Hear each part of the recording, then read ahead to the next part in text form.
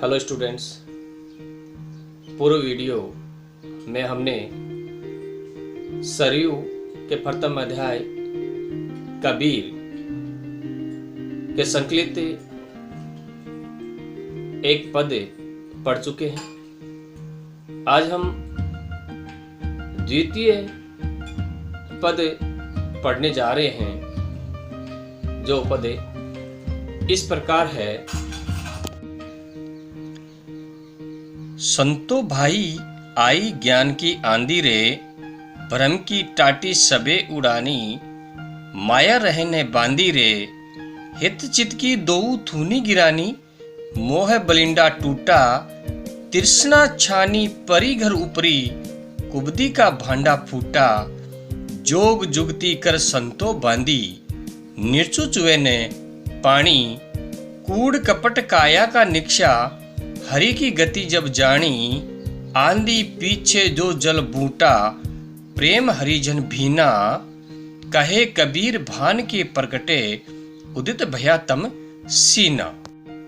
पद के कठिन शब्दार्थ टाटी, टटिया, टाटा का पर्दा, घास फूस का छाजन, उड़ानी, उड़ गई, हित चित, चित की दो अवस्थाएं, विषयों में आसक्ति और बाहरी आचरण, द्विविधि या अनिश्चय की अवस्था, थुनी, खंबा, गिरानी, गिर गई, बलिंडा, बलि, छाजन को साधने वाला बीच का बेड़ा, तृष्णा, तृष्णा चाह, छानी, छप्पर, धर, धरती, कुबुद्धि, कुविचार, बुरे विचार, भांडा, बर्तन, जोग जुक्ति, योग की युक्ति, सोच विचार योग साधना, निर्चु, न चुने वाला, चूहे, चुना या टपकना, कूड़, कूड़ा, छल कपट,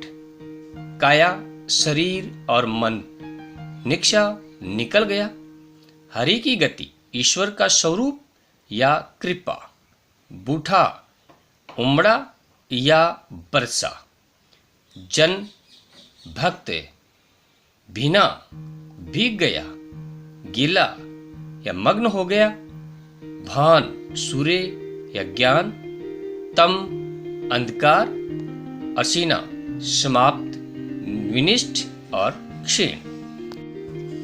कबीर द्वारा रचित पदावली से संकलित इस पद में ज्ञान साधना की द्वारा सांसारिक मायामोह से मुक्ति पाकर परमात्मा के साक्षात्कार होने का वर्णन है।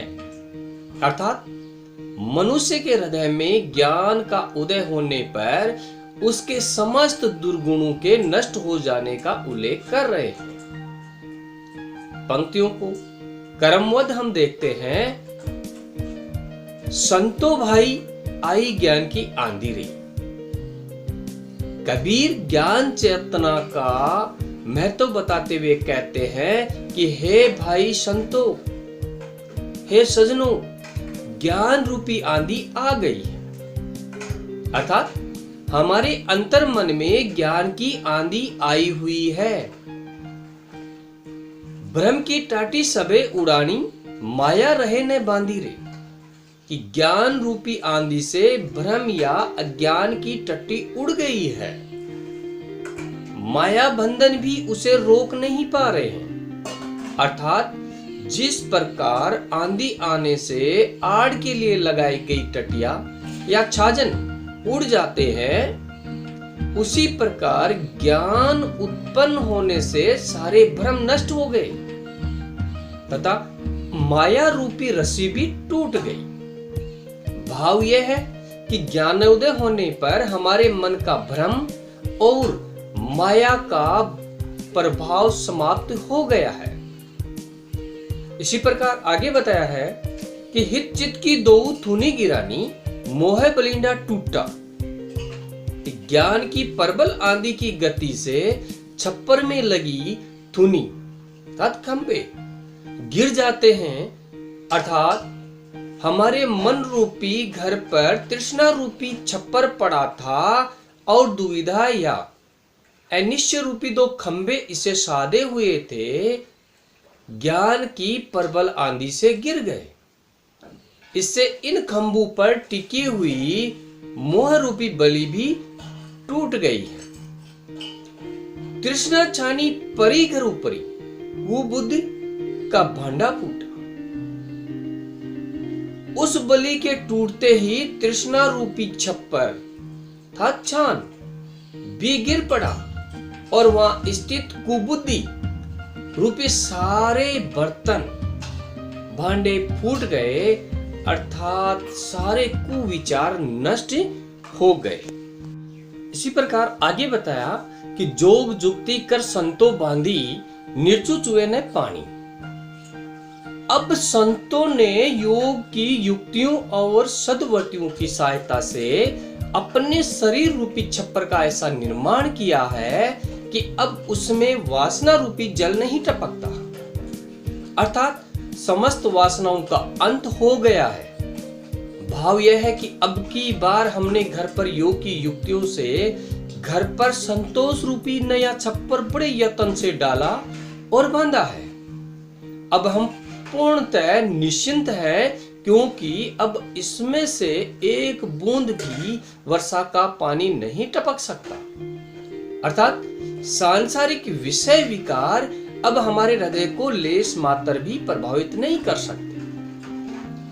कूड़ कपट काया का निक्षा, हरि की गति जब जानी। ज्ञान रूपी आंधी से घर का सारा कूड़ा करकट तुरंत बाहर निकल आया। उसी प्रकार ज्ञान चेतना से उत्पन्न शरीर से काम, क्रोध, लोभ, मद, मोह आदि ये इंसान के लुटेरे हैं। समस्त विकार रूपी कूड़ा बाहर निकल गया है। मन में ज्ञान के आगमन से मुझे हरि के स्वरूप का ज्ञान हो गया है और मन का सारा कूड़ा करकट अर्थात दुर्गुण, बुरे विचार साफ हो गया है। अब भगवान की गति का बोध हो गया है। परम ब्रह्म निराकार ईश्वर को मैंने जान लिया है।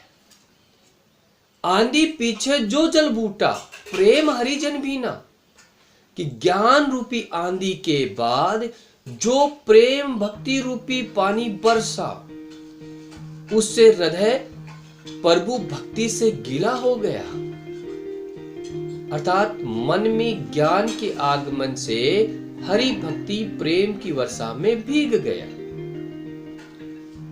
कहे कबीर भान के प्रकटे, उदित भया तमसीना। अंत में कबीर दास जी कहते हैं कि जिस प्रकार सूर्य के प्रकट होने से अंधकार मिट जाता है, उसी प्रकार ईश्वरीय ज्ञान प्रकाश से समस्त अज्ञान का विनाश हो गया है, अर्थात ज्ञान रूपी सूर्य के उदय से अज्ञान रूपी अंधकार पूर्णतः नष्ट हो चुका है।